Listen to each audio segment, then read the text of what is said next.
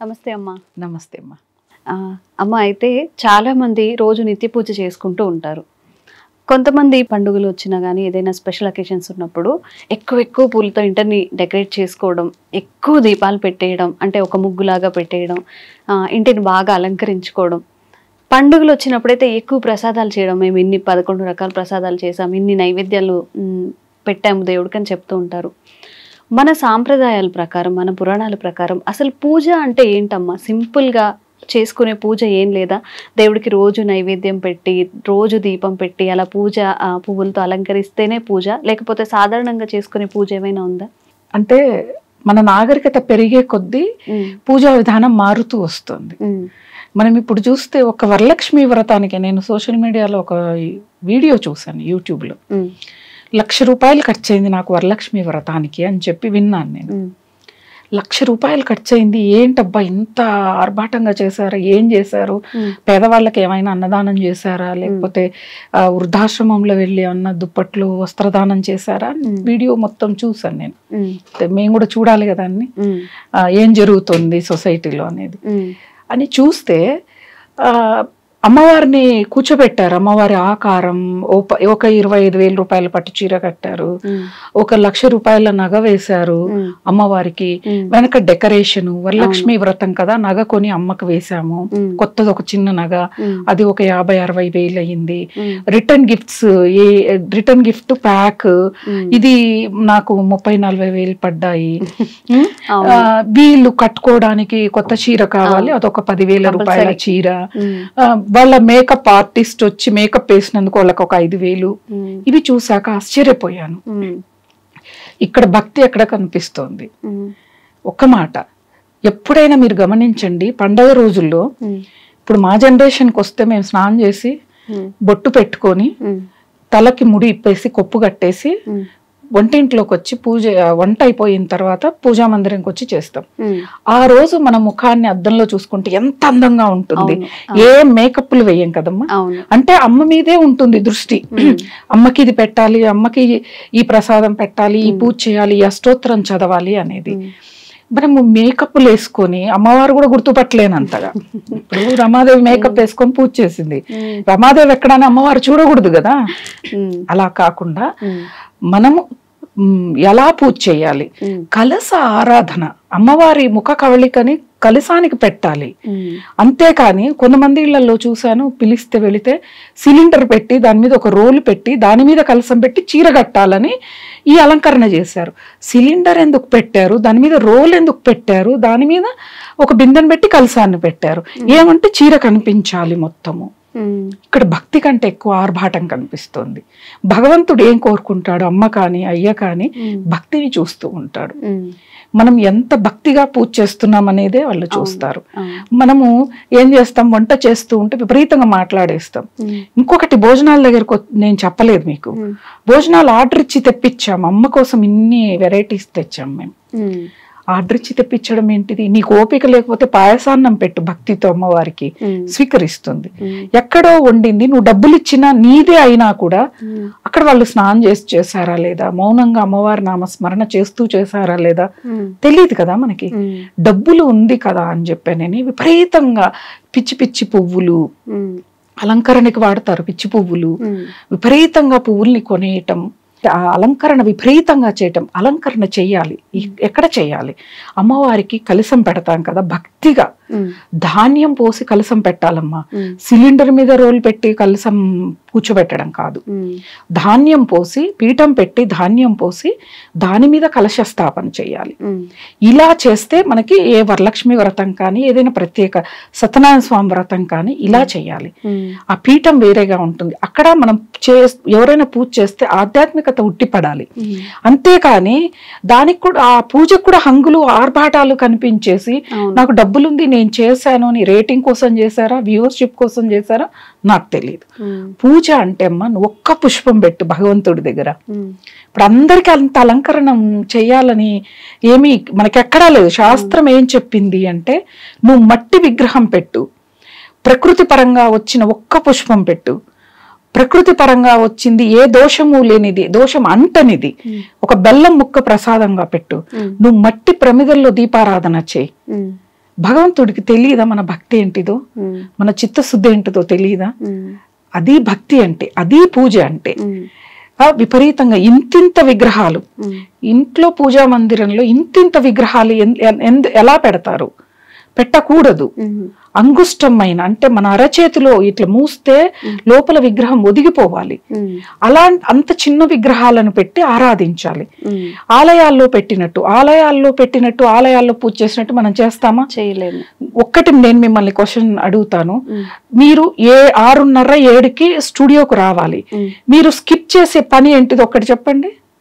పూజని స్కిప్ చేస్తారు, పూజ చెయ్యరు, మిగతా అన్ని చేస్తాం, తింటాం, మంచిగా రెడీ అవుతాం, మంచి చీర కట్టుకుంటాం, దీపారాధనే కదా, దేవుడే కదా, ఏమండు స్కిప్ చేసి వెళ్ళిపోతాం.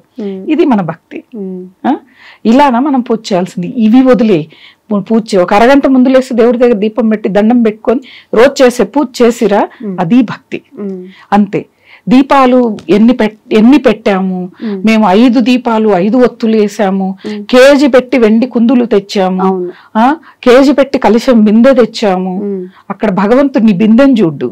ఆయనకు తెలియని వెండి, ఆయనకు తెలియని బంగారం, ఆయన సృష్టిలో వచ్చినాయే ఇవన్నీ కూడా. అక్కడ భక్తిని చూపించండి. అమ్మ పూజ చెయ్యాలి, అమ్మ అనుగ్రహం కావాలి, నాకే కాదు భూమి మీద ఉన్న ప్రతి మానవుడికి మంచి జరగాలని ఎవరైతే పూజ చేస్తారో నిస్వార్థంగా, వాళ్ళకి భగవంతుడి అనుగ్రహం తప్పకుండా ఉంటుంది. హంగులు ఆర్భాటాలు కాదు. ఎందుకమ్మా? ఒక్కసారి పాత సినిమాల్లోకి వెళ్ళి చూస్తే వాళ్ళు ఎంత చక్కగా రెడీ అవుతారు, మడిచీర కట్టుకుంటారు, పువ్వులు పెట్టుకుంటారు, 4 ముత్తైదుల్ని పిలుస్తారు, రవిక తాంబూలం ఇస్తారు. లేకపోతే అమ్మ తమలపాకులు, ఒక్కలు, అరటిపళ్ళు, ఇదే తాంబూలం అంటే. అంతేకాని నువ్వు ఇచ్చే ప్లాస్టిక్ డబ్బాలో, గాజు డబ్బాలో, ఏ పిచ్వాయి ప్రింట్స్ ట్రేలో ఇవి కాదు. నీకు ఎక్కువైతే ఇచ్చుకో. అంతేకాని తాంబూలం అంటే ఇదే. నీకు ఇంకా స్తోమత ఉంది, చీరను పెట్టు. అమ్మవారు ఆ ముత్తైదువు రూపంలో వచ్చి నీ తాంబూలాన్ని స్వీకరిస్తుంది. ఈ విధంగా ఉండాలి. కానీ నీ హంగులు ఆర్భాటాలకు వెళ్ళి నేను 100 మందిని పిలుచుకున్నాను, 200 మందిని పిలుచుకున్నాను, ఇంతమందిని పిలుచుకోమని శాస్త్రంలో ఎక్కడా రాయలేదు. ఒక్కళ్ళని పిలిచి తాంబూలం ఇచ్చిన భక్తిగా చక్కగా వాళ్ళకి కడుపు నిండా మీరు వండిన భోజనాన్ని పెట్టండి. క్యాటరింగ్లు ఇచ్చిన భోజనాలు కాదు. మీరు ఇంట్లో స్వయంగా మీరు 10 రకాలు చేయక్కర్లేదమ్మా. పూర్ణాలు, బొబ్బట్లు ఇట్లాంటివి, పాయసాన్నం, పులిహోర ఇవి పెట్టాలి. సరే, ఒకళ్ళ ఇంటికి వెళ్ళాను భోజనానికి పిలిస్తే, వరలక్ష్మి వ్రతం, అరే ఎక్కడ పోయినా పులిహోరలు కనిపించవు క్యాటరింగ్లు ఇస్తే. నాకు అర్థం కాదు. బగారా రైసులు, పూరీలు, మసాలా కూర్మాలు. మనం ప్రత్యేకమైన ఆరాధనలు చేస్తూ ఇటువంటి ఆహార పదార్థాలు ఎలా స్వీకరిస్తాం? స్వీకరించకూడదు. నిజంగా చెప్తున్న ఎంత దరిద్రం మనం పట్టుకుందో తెలీదు. వివాహాది శుభకార్యాలకు వెళ్ళిన భోజనాల దగ్గరికి వస్తే బిచ్చగాళ్ళ దగ్గర లాగా వెళ్తాము. అలా వెళ్ళిన కొన్ని భోజనం రుచికరంగా ఆరోగ్యకరంగా ఉంటుంది అంటే వచ్చాక 2 రోజులు సఫర్ అవుతున్నారమ్మ అందరూ. ఎందుకు? మసాలాలు ఎక్కువగా ఉంటాయి, వెరైటీస్ ఎక్కువగా ఉంటాయి. పూర్వకాలంలో ఏమున్నాయి తల్లి? చక్కగా నిమ్మకాయ పులిహోర, చింతపండు పులిహోర, లడ్డ, పాయసమ, రసము, పప్పు, ఆరోగ్యకరంగా. ఏది చేసినా, పూజ చేసినా, మనం ఒక అన్నదానం చేసినా ఆరోగ్యకరంగా ఉండాలి. నేను దేవుళ్ళకి మాలలు వేసా, మల్లెపూల మాలలు వేసా, లేకపోతే ఒక్కొక్క దేవతా ఫోటోకి మాలలు అల్లించా ప్రత్యేకంగా. నీకుంది, అల్లించుకున్నావు, వేసుకున్నావు, వేసుకోవచ్చు, నేను కాదనట్లేదు. కానీ పిచ్చి చేష్టలు ఎక్కువ అవుతున్నాయి పూజల్లో, పిచ్చి చేష్టలు ఎక్కువ అవుతున్నాయి. ఇక్కడ ఇది కాదు. దీనికంటే ఈ అలంకరణలు ఇవి అన్ని ముందు రోజు రాత్రి నుంచి బాత్రూంలోకి వెళ్తుంటారు, వస్తుంటారు, కలసాలు ముట్టుకుంటారు, డెకరేషన్లు చేస్తూ ఉంటారు. ఎక్కడుందమ్మా ఇక్కడ శుచి, శుభ్రత, మడి ఎక్కడుంది? ఇప్పుడు మనం రోజు చేసేవి కాదు కదా ఇవి. ప్రతిరోజు చేసే దీపారాధన అయినా భక్తిగా కొంత సమయాన్ని భగవంతుడి దగ్గర కేటాయించాలి. రోజులో 24 గంటలు భగవంతుడు మనకిస్తే 1 గంట కూడా మనం భగవంతుడికి సమర్పించలేకపోతున్నాం సమయాన్ని. అలాంటి దుస్థితుల్లోకి మనం వచ్చాం. 1 గంట, అందుకే బ్రహ్మీకాల ముహూర్తంలో సమయం చాలా ఉంటుంది, వాతావరణం ప్రశాంతంగా ఉంటుంది, మన మస్తిష్కం ప్రశాంతంగా ఉంటుంది, భగవంతుడి దగ్గర కూర్చోగలుగుతాము, మనస్సు లగ్నం చేయగలుగుతాము. చక్కగా ఏ దీపాలైనా పెట్టుకోవచ్చమ్మా. 2 దీపాలు ఈ 2 దీపాల్లో 2 ఒత్తులు 3 ఒత్తులు మీ ఇంటి సాంప్రదాయం ఉంటుందిగా, చక్కగా నువ్వుల నూనె వేసి దీపారాధన చేసి పండు తాంబూలము, బెల్లం ముక్కు, పాలు ఏవైనా ప్రసాదం పెట్టొచ్చు. మీరు కొంతమంది ఏంటంటే వాళ్ళకి కొంతమంది దేవతలు ఇష్టం ఉంటారు, అమ్మవారు ఇష్టం అనుకోండి, శుక్రవారం ప్రత్యేక ఆరాధన ఉంటుంది, వెంకటేశ్వర స్వామి ఆరాధన చేయాలంటే శనివారం. అలాంటి రోజులు మీరు ఏదైనా ప్రత్యేకంగా ప్రసాదం తయారు చేసి పెట్టొచ్చు. ఇన్ని రకాలు పెట్టాలని ఎక్కడా లేదమ్మా. నువ్వు ఒక రోటి పచ్చడి అన్నం నా స్తోమత ఇంతే, నా ఓపిక ఇంతే అని పెట్టు, ఆ భగవంతుడు స్వయంగా స్వీకరిస్తాడు. ఆయన అనుగ్రహం సంపూర్ణంగా ఉంటుంది. 100 రకాలు కష్టపడి తిట్టుకుంటూ ఓపిక లేదని ఇంట్లో వాళ్ళ మీద గొడవ పడుతూ పెట్టే ప్రసాదం భగవంతుడికి కూడా నచ్చదు. అక్కడ దోషం కూడా ఉంటది. మనం వంట చేసేటప్పుడు మాట్లాడుతూ తిడుతూ ఉంటామా, ఎంగిలి తుంపర్లు పడితే ఎంగిలి దోషం రాదా? దోషం అనేది వస్తుంది. అవసరం లేదు. ఒక్కటే నేను అందరికీ చెప్తాను, భగవంతుడు ప్రసాదాలు స్వయంగా అన్ని తినేపాటైతే ఎవ్వరు ఇన్ని రకాలు పెట్టరు. నిజం చెప్తున్నాను. ఏదో ఒక రకం చేసి పెట్టి తినయ్యా అంటారు. ఇవన్నీ మనం తింటాం. ఈ మధ్య కాలంలో ఎక్కువగా ఫుడ్ మీద వీడియోస్ వచ్చాయి. మా ఇంట్లో ఈ రకమైన వంటలు, ఈ రోజు ఈ ప్రసాదాలు చేసే నెలకు 1 లక్ష యూట్యూబ్ ఛానల్స్ పెరుగుతాయి. నాకు భలే ఆశ్చర్యం వేస్తుంది. ఇది కూడా అందరికీ చూపించుకోవాలా? స్టేటస్ అంటే సోషల్ మీడియా కోసం ఎక్కువైపోయాయి పూజలు. నిజం చెప్తున్నాను. ప్రసాదాలు చేసి పెట్టడం ఎక్కువ ఉంది అన్నమాట. ఏంటి అంటే వాట్సాప్ స్టేటస్లలో, ఫేస్బుక్ స్టోరీలలో, యూట్యూబ్ ఛానల్స్ ద్వారా ఈ ఎక్కువ వీటి కోసం చేసేది భక్తి కాదు. భక్తి అనేది వేరే ఉంటదమ్మా. అంతే కదమ్మా. ఇప్పుడు షూట్ చేస్తూ ఉంటారు, కాన్సన్ట్రేషన్ సరిగా వచ్చిందా, వీడియో ఇవి దాని మీద పెట్టామా అని ఉంటుంది, కానీ అక్కడ భక్తితో చేసేది ఏమీ ఉండదు. కాకపోతే ఎక్కడైనా ఏ పూజా మందిరం ఎవరింట్లో అయినా పరిశుభ్రంగా ఉండాలి. ముందు రోజు నిర్మాల్యం అస్సలు ఉండకూడదు. మీరు ఊరికే దీపారాధన చేసి దండం పెట్టుకొని వెళ్ళిపోండి, కానీ శుభ్రం అయితే చేయాలి తప్పకుండా. చేసి మన దగ్గర ఎన్ని పుష్పాలు ఉంటే అన్ని పెట్టాలి. లేవు, మన మనస్సు అనే పుష్పాన్ని భగవంతుడికి సమర్పించండి. అంతే కదా. ఇప్పుడు మనకి అమ్మడం ఎక్కువైంది, పండించడం ఎక్కువైంది, పూలు అధికంగా దొరుకుతున్నాయి. ఒకప్పుడు కాలంలో ఇన్ని పూలు లేవు, సీజన్ ప్రకారమే పూలు దొరికేవి. అది ఇంట్లో మాత్రమే నాటి ఉంటారు, అవి మాత్రమే వాడేవాళ్ళు, బయట కొనేవాళ్ళు కాదు. ఇప్పుడు మనం కొంటున్నాం. సరే, మనకి అపార్ట్మెంట్లు వచ్చే మొక్కలు పెంచుకోవడానికి లేదు కాబట్టి పెట్టి, ఏ రోజు దీపపు కుందులు, ప్రమిదలు ఆ రోజు శుభ్రం చెయ్యాలి. చేసి చక్కగా కుంకుమ పెట్టి, పువ్వు, అక్షింతలు వేసి, నూనె వేసి, ఒత్తులు వేసి దీపారాధన చేసేటప్పుడు, మనము భగవంతుడి దగ్గర పోయి పూజ చేసేటప్పుడు అమ్మా, ఇంట్లో పనుల మీద మనసు వెళ్ళకూడదు, మధ్యలో మాట్లాడకూడదు, వెళ్ళి వచ్చేయటం ఇలాంటివి చేయకూడదు. అక్కడే ఉండాలి, అన్ని సమకూర్చుకొని కూర్చోవాలి. కూర్చొని భక్తిగా భగవన్నామస్మరణ చేస్తూ దీపారాధన చేయాలి. చేసి కాసేపు కళ్ళు మూసుకొని కూర్చోండి, భగవంతుణ్ణి ధ్యానించండి. లేదు మీ అష్టోత్తరాలు చదువుతారు చదవండి, సహస్రనామాలు చదువుతారు చదవండి. ఇవన్నీ చేసి తర్వాత హారతి ఇవ్వండి. అప్పటికి పరిసమాప్తం పూజ. ఇలా పూజ చేసుకోవాలి. కానీ సరే, మీకు వెండి బంగారు ఉంది, మాలలు రోజు కూడా ధరింపచేసే వాళ్ళు చాలా మంది ఉంటారు. వాళ్ళు ఏ జన్మలోనో బంగారు పూలతోనో వెండి పూలతోనో పూజ చేసి ఆ పుణ్యాన్ని సంపాదించుకున్నారు. అలా వేసాము, ఉన్నాయి కదా అంటే అవైనా సరిపోద్ది. అంతేకాని నేను చెప్పేది, నాకు నిజంగా ఈ మధ్య చాలా బాధేస్తుంది. భక్తి కంటే పూజ కంటే ఎక్కువగా ఆర్భాటాలు ఎక్కువైపోయినాయి. ఒకళ్ళని చూసి ఒకళ్ళు అలా, అంటే పులిని చూసి నక్కవాత పెట్టుకున్నట్టుగా అందరూ అలానే తయారయ్యారు. అలా కాకుండా భక్తితో పూజ చేయండి, భగవంతుడి అనుగ్రహం కోసం పూజ చేయండి, కుటుంబ సమస్యల్ని దూరం చేసుకోవడం కోసం పూజ చేయండి, సమాజంలో ఉన్న సమస్యల కోసం కూడా పూజ చేయాలమ్మా. మన కోసం మనం పూజ చేసుకుంటే స్వార్థంతో పూజ చేస్తే ఫలితాలు తక్కువ వస్తాయి. సమాజం కోసం చేస్తే, లోకహితం కోసం చేస్తే భగవంతుడు అనుకుంటా అరే వీడి గురించి వీడు ఆలోచించకుండా అందరి గురించి ఆలోచిస్తున్నాడని భగవంతుడు మన మీద ఫోకస్ చేస్తాడు. మనకు కావాల్సింది అదే కదా. చిన్న చిన్న సూక్ష్మంలో మోక్షం అంటే ఇలాంటివి అమ్మా. సూక్ష్మంలో మోక్షం అంటే వేరే ఏమీ కాదు, ఇవే ఇలాంటివే. ఇలా చేసుకుంటూ భగవంతుడి పట్ల భక్తితో మనం ఏ పూజ చేసినా, నువ్వు 100 పూలతో చేస్తావా, నేను 108 రకాల పూలతో పూజ చేసా అంటారు.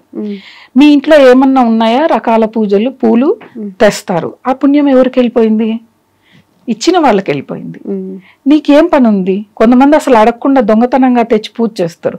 దొంగతనం చేసిన దోషం రాలేదా నీకు? భగవంతుడు అడిగాడా నాకు రోజు పూలు పెట్టాల్సిందే, నాకు రోజు ప్రసాదం పెట్టాల్సిందే అని చెప్పి అడిగాడా? మనకు ఉన్న దాంట్లో చేసుకోవటంలో ఇక్కడ సంతృప్తి కనిపిస్తుంది. ఇది అలవాటైంది అనుకోమ్మా పూజ దగ్గర, జీవితంలో కూడా సంతృప్తిగా జీవించడం అలవాటు అవుతుంది. మనిషికి ప్రధానంగా కావాల్సింది సంతృప్తి, తృప్తితో బతకటమే కావాలి ఈ కాలంలో. అది లేని రోజున మనిషికి ప్రశాంతత ఉండదు, మనశ్శాంతి ఉండదు, అనేక సందేహాలు. మాకు మానసిక ప్రశాంతత లేదమ్మా, ఏం చేయాలి, ఏంటిది? ముందు మనం మారిన తర్వాత పరిహారాల కోసం ఎదురు చూడాలి. ఎక్కడ ఉంటుంది మన మనస్సే, దేనికైనా నీలేం మనస్సే. మరి దాన్ని మనము పైకి రానియకుండా తొక్కి పెట్టడం, ఇంద్రియాల మీద ఆధిపత్యం సంపాదించడం కూడా పూజమ్మ. పూజ అంటే ఒక విగ్రహానికి పూజ చేయటమే కాదు, ఆ పూజతో పాటు ప్రకృతి వనరులను కాపాడాలి. ఎవరు అడవుల్లోకి వెళ్ళి చెట్లను నాటారు? ఘాట్ సెక్షన్లలో చెట్లను ఎవరు నాటారు?